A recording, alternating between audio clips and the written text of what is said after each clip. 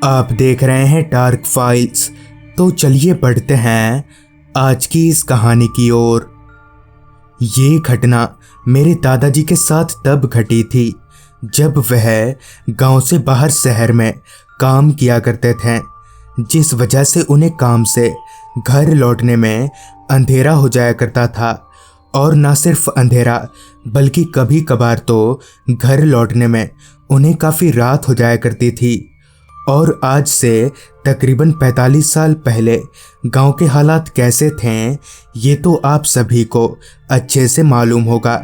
ना तो लाइट की कोई व्यवस्था थी और ना ही अंधेरा होने के बाद कोई दुकान वगैरह खुला रहता था। खैर उस रात भी जब दादाजी काम से निकले तो उन्हें काफ़ी देर हो गई थी, मगर परेशानी ये थी कि आज उन्हें अपने घर नहीं बल्कि उनके दोस्त के यहाँ दावत पर जाना था, जिसका घर दादाजी के घर के उल्टी तरफ था। तो दादाजी बिना वक्त जाया किए उस ओर चलने लगे। सड़क पर दूर दूर तक उनके अलावा कोई परिंदा भी पर नहीं मार रहा था। बैटरी टॉर्च की रोशनी से उस कच्चे रास्ते पर दादाजी चले जा रहे थे। तभी उनके जहन में एक ख्याल आया कि वो पहली बार अपने दोस्त के घर खाने पर जा रहे हैं तो उन्हें कुछ लेते जाना चाहिए। मगर इतनी रात गए किसी भी दुकान का खुला होना नामुमकिन था, तो इसलिए दादाजी के पास खाली हाथ आगे बढ़ने के अलावा और कोई चारा नहीं था। अभी वो चल ही रहे थे कि उनकी नज़र सामने की ओर थोड़ी दूरी पर चमकती कुछ लाइटों पर गई, जिन्हें देखकर दादाजी को काफ़ी हैरानी हुई कि इतनी रात गए इस दियावान रास्ते पर कौन होगा। ये सोचते हुए दादाजी उस रोशनी के पास जाने लगे। वहाँ पहुंचकर उन्होंने देखा कि बहुत सारे लोग रोड के दोनों बाजू बैठकर सब्जी और फल वगैरह बेच रहे हैं, जिस पर दादाजी ने सोचा एक काम करता हूँ, कुछ फल ही ले लेता हूँ, वैसे भी रात बहुत हो गई है। ये सोचते हुए दादाजी थोड़ा नीचे झुके और वहीं टोकरी में पड़े आमों को छूकर देखने लगे और सामने बैठे दुकानदार से कहा, कितने रुपए किलो भैया? जिस पर दुकानदार ने मुस्कुराते हुए जवाब दिया, आप बताइए कितना लेना है, उस हिसाब से लगा दूंगा। जिस पर दादाजी ने कहा, 2 किलो दे दो। जिस पर वो दुकानदार आमों को तराजू में चढ़ाने लगा।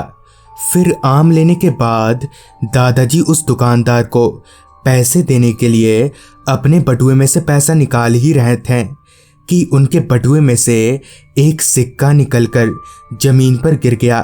तभी दादाजी उस सिक्के को ढूंढने लगे, मगर वहाँ जल रहे लालटेनों में उतनी रोशनी नहीं थी कि वो अपना सिक्का ढूंढ पाए।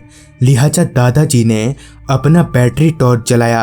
अभी वो सिक्का ढूंढ ही रहे थे, तभी उनकी नज़र उस आदमी के पैरों पर गई जो कि पीछे की तरफ मुड़े हुए थे।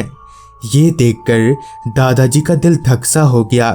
एक पल को उन्हें ऐसा लगा कि उनके शरीर में जान ही ना हो, मगर तब भी बहुत हिम्मत जुटाकर दादाजी अपनी जगह से उठे और उस आदमी से बिना आंख मिलाए ही वहाँ से जाने लगे। अभी वो 2 कदम बढ़े ही थे, तभी उस दुकानदार ने पीछे से दादाजी का कमीज पकड़ते हुए कहा, क्या हुआ साहब, आम नहीं चाहिए? दादाजी जानते थे कि अगर उन्होंने इस दुकानदार की बात नहीं मानी तो वो अपनी जान से हाथ धो बैठेंगे। जिस वजह से दादाजी पीछे पलटे तो उन्होंने जो देखा उसे देखकर वो दंग रह गए। दरअसल थोड़ी देर पहले जो टोकरियां सब्जी और फलों से भरी पड़ी थी, अब उनमें सिर्फ और सिर्फ इंसानी शरीर के कटे हुए टुकड़े थे, जिनमें से एक टोकरी में दादाजी का कटा हुआ सिर पड़ा था और वहाँ मौजूद सभी टोकरियों में भी वही सब था। ये देखकर दादाजी को समझते देर नहीं लगी कि यहाँ एक पल भी रुकना मतलब अपनी मौत को दावत देने जैसा होगा। तो उन्होंने वहाँ से सरपट दौड़ लगा दी। फिर वो अपने दोस्त के घर पहुँचे तो उन्होंने पूरी बात खुलकर बताई तो इस पर उनके दोस्त ने बताया कि दरअसल बहुत पहले वहाँ पर गांव के जमींदार साहब की 3 मंजिला इमारत बन रही थी, जिसके चलते ट्रक से ईंट और बालू का आना जाना लगा रहता था।